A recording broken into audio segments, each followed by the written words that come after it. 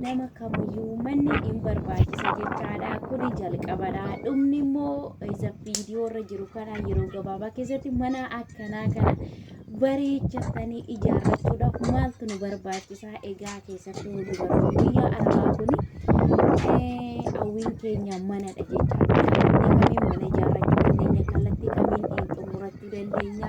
Maallaqa akkamiin nu barbaachisa? Eessimmoo mana ijaarrachuudhaaf kallattii kamiin ijaarrachuu dandeenya? Warri keessan namoota baay'eetu jira jechaadha. Egaa jalqabarra kaasatti nafaana tura. Egaa inni dura viidiyoo irratti argitan jalqabaadha. Inni ammaa kun immoo xiqqoo gaafa ol siqedha. Egaa ashama akkam jirtu nagaa keessanii hordoftoonni koo nagaa waaqayyo isiniif haa baay'atu akkam isaati kana keessanii ani obboleettiin keessan nagaa kooti isinis akka nagaa keessan taatan abdii guddaan qaba. Egaa viidiyoo kana laayik sheer gochuudhaan na bukkee dhaabadhaa isiniin jedha. Egaa viidiyoon koo nama bira gahaa hin jiru maaliif akka ta'e hin beeku.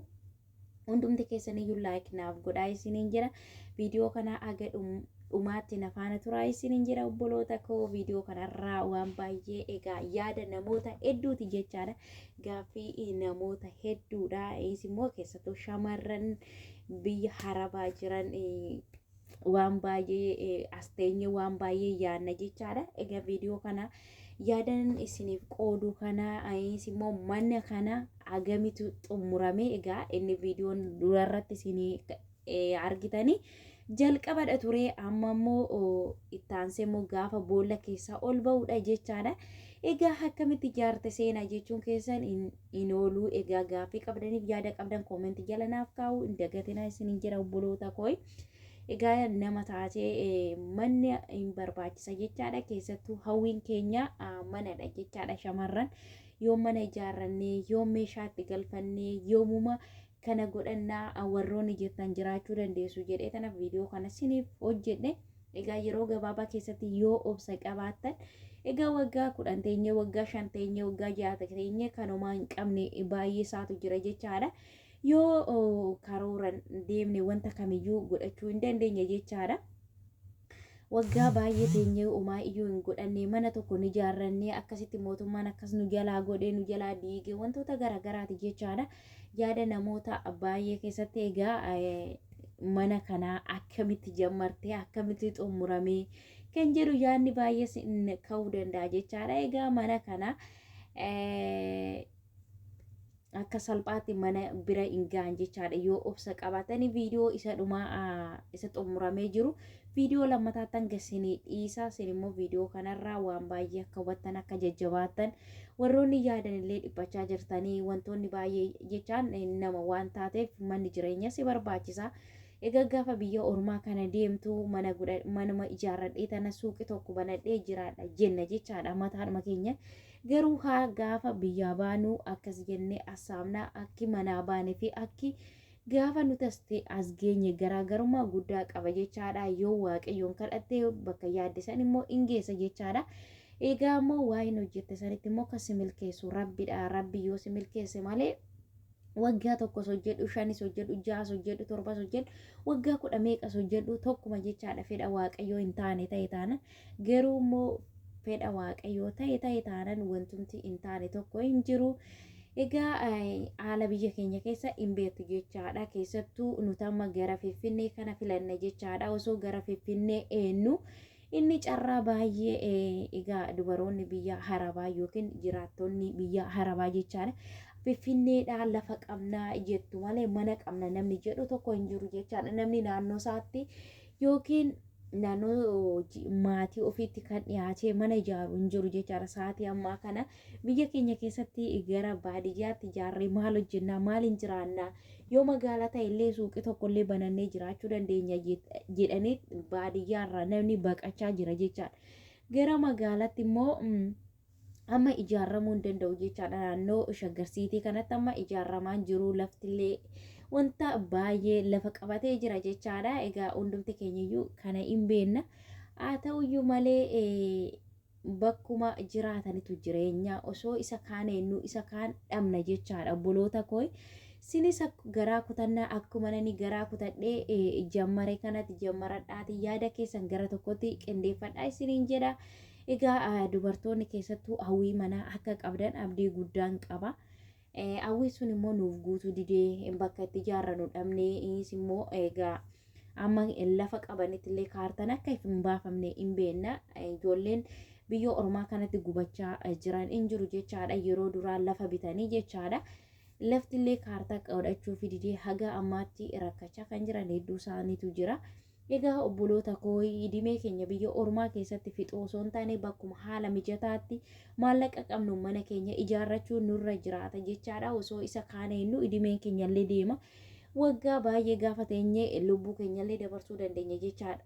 Erga amma fakkeenyaaf waggaa baay'ee teenye gaafa waan tokko ayyarattu jechaadha. Biyya keenya keessa yookiin godoo tokko yoo gad dhaabbanne ittiin jiraachuu dandeenya jechaadha. Hundumti keenya iyyuu asii amma waggaa 2 waggaa 3 waggaa 4 teenye gaafa gallu maatii keenya bira taa'uun xiqqoon ulfaata jechaadha.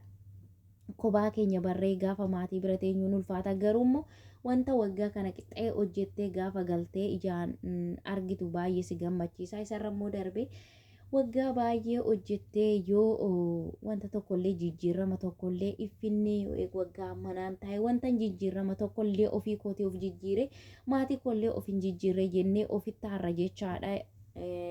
Kanaaf iyyuu bakkuma haalli nuu mijatetti jechaadha. Dirqama Finfinnee bicha haa ta'u osoo hin taane bakkuma haala nuu mijeessetti mana keenya ijaarranne jireenya mataa keenya jiraachuun nurra jiraata jechaadha. Osoo isa gara Finfinnee gara godhata jennu barana gara godhata egeri gara godhata bara dhuftuu gara godhata Finfinnee dhumarratti ijaarrana jennee osoo yaannu biyya ormaatti idimeen keenya nu deema jechaadha. Haa ta'uyyuu malee bakkuma waaqayyo nuuf eenyu jedhe naannoodhuma magaalaa fakkeenyaaf naannoo dhuma jirru keessatti magaalaa yoo hin jiraata ta'e magaalaa san keessatti ijaarrannee waan waggaa 2 waggaa 5 waggaa 4 hojjenne sani firii isaa ijaan gaafa arginu hin gammanna jechaadha. Egaa obboloota koo kanaan dura yaadatoota gara biyyaa galeen ture. Egaa haala biyya keenya hin beektu jedhee yaada. Yeroo sanitti lafa bitanne lamni sun immoo kaartaa maleedha caraqaadha. Caraqaa san irratti immoo ijaarramuun illee hin danda'amu dhaabbatee jira jechaadha. Galtanii gaafa gallu wanti ija keenyaan arginu hin jiru maallaqa hojjenne lafa sanirra jira jechaadha. Haa ta'uyyuu malee garuu gaafa galtanii as deebitanii hin karoorsitu jechaadha nama waan ta'eef garuu asumaan yoo waggaa 10 waggaa meeqa hojjenne wanti hojjenne sun illee akka babbadu ta'a. Isarra lafuma binne sayyaanna malee waa'ee jireenya hambiraa ayyaannu jechaadha. Asumaan warroonni waggaa 10 waggaa 5 as teessan illee galaatii wanta kanaan dura hojjetan ijaan laalladhaati yookiin inni ta'ullee baatillee waan hambiraa yaada isiniin jedha. Egaa obboloota koo mana kanammoo xumura isaa isinittan agarsiisa jechaadha. Yaada keessan koomentii jala naaf kaa'u hin dagatinaa isiniin jedha. Obsaan viidiyoo kana aga dhumaatti ilaalati. Yaada qabdanii fi gaaffii qabdanillee asirratti naaf kaa'u hin dagatina. Egaa mana kana xumuruudhaaf gatiisaa ammamtu si fixatee innis immoo bakka naannoo kamitti ijaarrattee caraqaadha moo kaartaa qaba kan jettanis immoo yoo jiraatan gaaffii keessanii kuni mana kaartaa qabu jechaadha. Egaa mana ijaaruudhaaf dhuguma ani of ta'ee dhuguma nan ijaara jettee oofamasiifte malee mana ijaaruun bara kana keessa in ulfaata jechaadha. Wanti hundumtuu jireenyi waddadee jira. Gizee akkamiin lafa bitee gizee akkamiin mana ijaaraa jechuun keessan hin oolu jechaadha. Egaa maallaqa keenya walii gadee bitteen suuraa mana keenyarra gaafa kaawwanne mana kana idimee muluu dafqa keenya egaa birreen lafatti hin dhufu. Akka nuti itti finnu nuufi rabbi bichaa beeka. Garuu immoo dhamaati keenya waggaa 2 waggaa 5 gaafa ijaan wanta tokko dhabnu gaafas lubbuu keenya baasutti deebina jechaadha. Garuu immoo waan xiqqashuu shiyyuu yoo lafa kaawwanne itti gammanna jechaadha. Wanti kaan biyya ormaa kana keessatti tokkoffaa idimee keenyallee dhabne baqa umuriin keenyallee deemee lammata maallaqa biyya arabaa kanaa hin beektu. Sadaffaa immoo wantuma nuti hojjetannillee hin mul'atu jechaadha. Kanarra immoo yoo mana tokko naannoodhuma jirru irratti ijaarranne manni sun illee mul'atee boru waaqayyo yaa rabbi galata kee jechuu nurra jiraata jechaadha. Kana yoo hin taane garuu idimee keenya muluu of ceebbaa jiraanna jechaadha. egaa gorsinan isiniif qabu kanuma obboloota koo egaa magaalaa dirqama magaalaa Finfinneetti mana ijaarrachuun qabaa jechuu odoontaan naannoodhuma isin jirtan amma Wallagga yoo jiraattan Naqamtuma keessatti ijaarrachuu dandeessu dirqama Buraayyuutti ijaarrachuu dandeessu. Immoo namoonni gara Shawaa Lixaa kana jirtanii Ambootti ijaarrachuu dandeessu dirqama Finfinnee oluftanii ijaarrachuun qabdanii.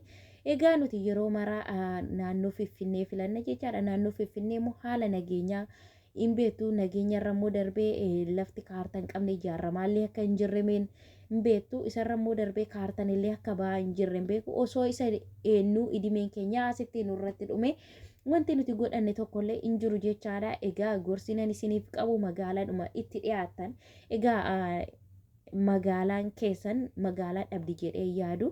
Naannoo keessan magaalaan hin dhabamti achumatti hojjetatanii yoo fedha waaqayyo taatan mana keessan keessa jiraatanii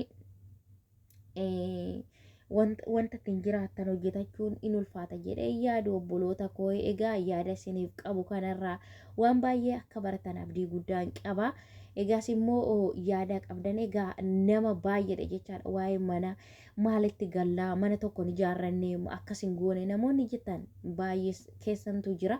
Egaa mana ijaaruudhaaf ulaagaalee baay'eetu sin barbaachisa jechaadha. An danda'ee mana ijaara ani akkamittan waggaa meeqatti immoo xumuruu danda'a. Egaa mana ijaaruudhaaf maallaqa mana kanatti maallaqi dhume yoo sinitti mata'e baay'eedha jechaadha. Egaa in ulfaata garuu immoo ulfaachuu bichaa odoon taane dursa ofii keenya of amansiisuun barbaachisaadha jechaadha obboloota koo. Dhugaa dubbachuu fi jireenya jechuun mana jechuudha. Mana yoo qabaatte manni kee gabbayee sin immoo agabuu yoo bulteeyyuu manni keessiif kafana keeti jechaadha. Kanaafiyyuu sinillee obsa godhadhaatii of murteessatii mana keessan ijaarradhaa isiniin jedhaa. Egaa galata waaqayyoo kanarra ga'uun iyyuu waan guddaadha. Viidiyoo immoo kana caalatti immoo kutaa lammataa irratti hanga isinii dhiisaa. Sinis immoo yaada qabdanii fi gaaffii qabdanillee koomentii jala naaf kaa'uu hin dagatinaa isiniin jedha.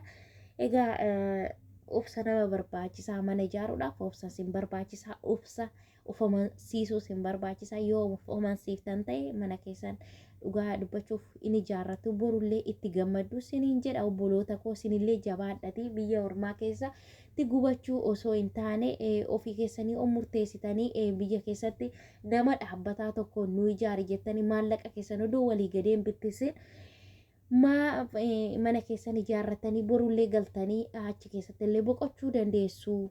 Egaa nuti amma biyya ormaa kana keessatti namaan illee walii akka as yoo galle jechaadha. Maatii keenyan illee walii galuu dhiisuu dandeenya. Jireenyi nu ammaarraree gaafas maatii keetiin illee gaafa asii galtee maatii kee bira teessu maatiin keellee si jibbuu danda'u dhugaa dubbachuufi obsa nama barbaachisaa isiniin jedha obboleessa koo. Mana keessan keessa immoo yoo jiraattanii namumti isinitti dubbatuyyuu in jira jedhee yaadu. Kanaafiyyuu jabaadhatii mana keessan naannoodhuma jirtanitti magaalaadhuma keessanitti akkuma taatan taa'atii mana keessan ijaarradhaatii suuqii tokko banadhaatii galaa hojjedhaa isiniin jedha. Egaa viidiyoo koorraa asumarratti xumuraa yaada qabdanii fi gaaffii qabdan yoo jiraate koomentii jala naaf kaa. Maburuk seenaa jechuu hin dagatinaa na eebbisaa. Kan kana booddees immoo akka fixattee itti milkooftee nagaan galtee mana kee keessa jiraattu jedhaatii na eebbisaa isiniin jedha. Viidiyoon biraatiin amma walitti deebinutti nagaan naa turaa ulfaadhaa isiniin jedha obboloota koo.